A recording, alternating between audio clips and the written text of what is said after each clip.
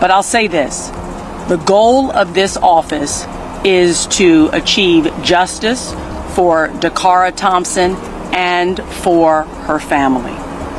And that goal requires that my office have the ability to fully investigate and to thoroughly review any and all evidence in this case in order to make a determination regarding the appropriate charges for indictment. If DaCara Thompson's case feels eerily familiar, that's because it mirrors the heartbreaking story of Shanquella Robinson. Both women were young, full of life, and were simply supposed to be out enjoying themselves, but neither made it home. In both tragedies, it wasn't the authorities who first noticed the red flags, but their families, who instantly sensed that something was wrong. Now, reports claim the FBI has uncovered chilling evidence suggesting that what happened to Shanquella Robinson and DaCara Thompson may not have been accidents at all, but carefully orchestrated events. 2 women, 2 states, 2 disturbingly similar endings, and now unsettling whispers of a connection that points to something far more sinister. So, was it really just a coincidence that both women ended up with fatal injuries that made no sense? How does an ordinary night out for gas, or a simple vacation with friends, suddenly turn into a death investigation? That's exactly what we're going to break down, starting with the case of Dara Thompson. Security footage shows Dara leaving her white SUV, walking from Jasmine Terrace down Riggs Road toward University Boulevard in Hyattsville. The video then captures her entering the parking lot of a business on University Boulevard, where she approached the driver's side of a black GMC Yukon Denali. She briefly spoke with the driver, later identified as Hugo Hernandez Mendez, before getting into the passenger seat. By the next evening, August 23rd, Dara's father officially reported her missing.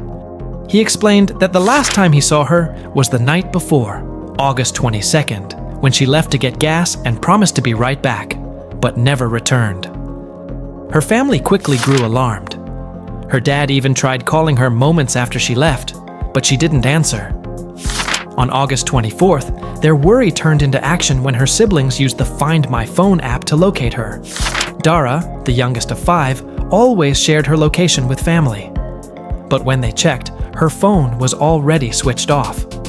The last ping placed her near Jasmine Terrace and Riggs Road, the same area seen on camera. When relatives rushed to the spot, their worst fears deepened. Dara's SUV was still there, abandoned. They immediately called police.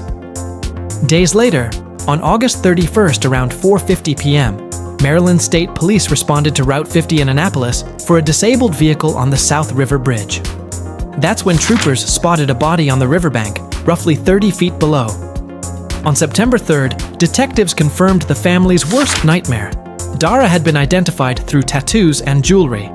The autopsy revealed skull and facial fractures. Her body was found only after her loved ones had shared her photos with investigators. Attention quickly turned to Hugo Hernandez Mendez. That same night, September 3rd, detectives arrived at his home and immediately noticed a black SUV parked outside, matching the one Dara had last been seen entering.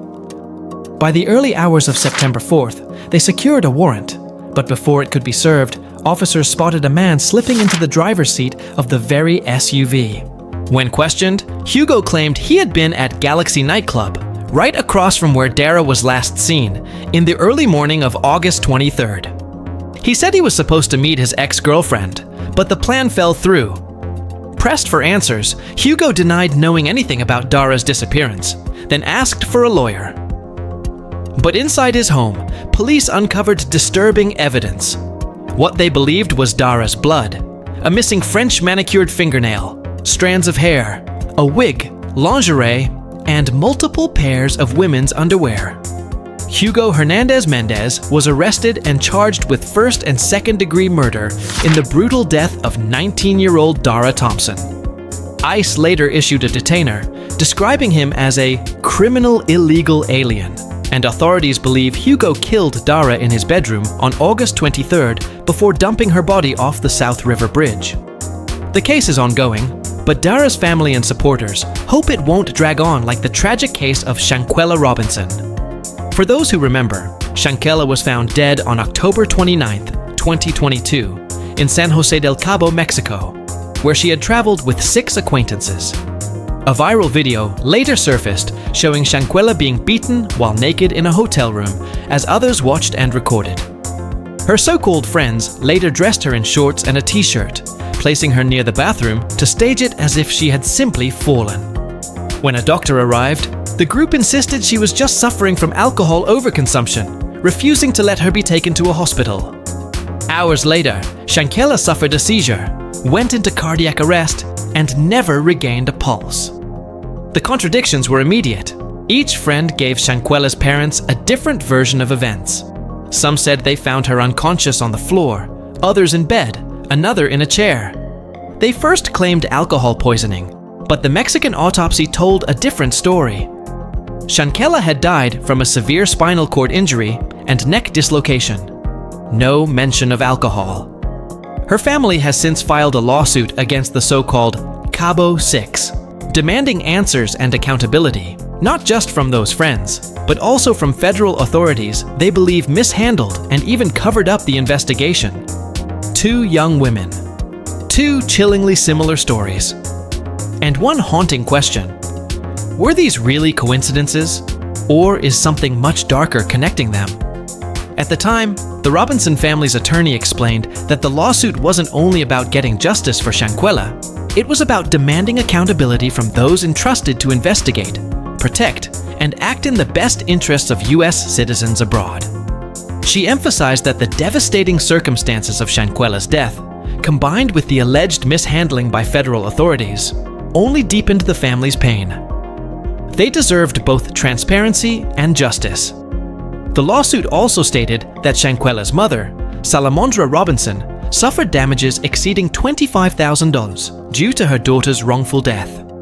It further accused the FBI of withholding key records that the family had tried to access through FOIA requests, and went on to allege negligence by both the FBI and the State Department. Later on, the FBI released additional documents tied to the investigation, though most of the information was heavily redacted, including the names of those interviewed.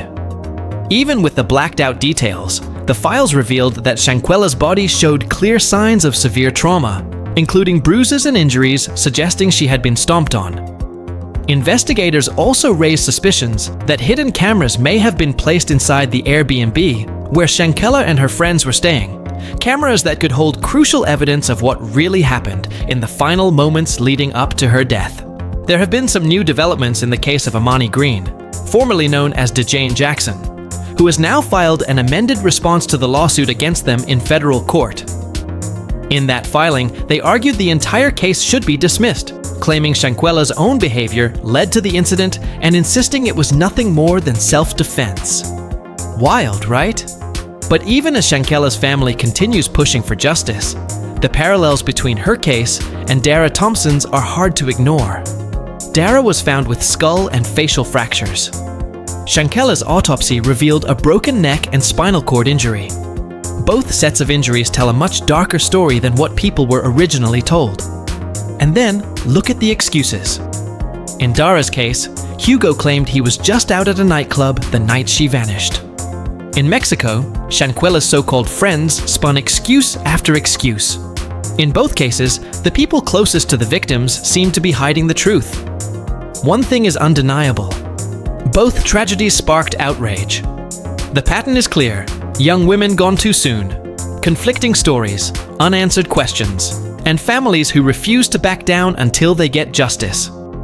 Naturally, people are asking, were these really accidents, or were they part of something much darker? Could it be that both women were set up long before their final moments?